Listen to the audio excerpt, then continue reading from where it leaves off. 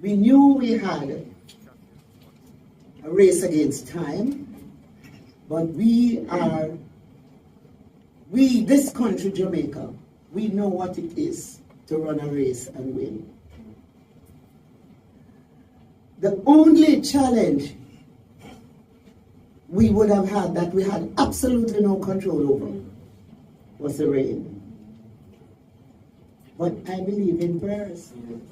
Every night I go to my bed and pray, beg your God, now make the rain fall.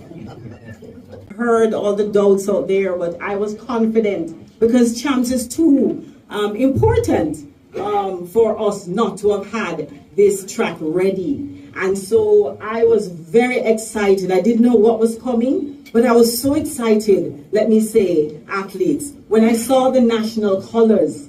And you would understand, I'm sure possibly most of you already competed for Jamaica. It is always an honor to really go to a foreign country and see the national flag and know that you're competing for Jamaica.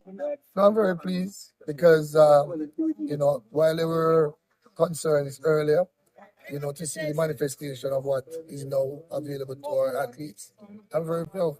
And of course, IPL, the Rocketon team, everybody, and the laborers, workers in the communities around the national stadium, they all worked together to make this a reality. And I'm very happy this beautiful track, the black, green and gold, I salute it. We all should salute our colors. We all should be proud of our colors. And I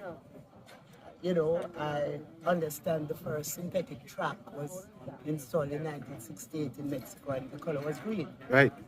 So I want to say today that our track, the color is not just green, it's our national colors. Right. It's black, green, and blue.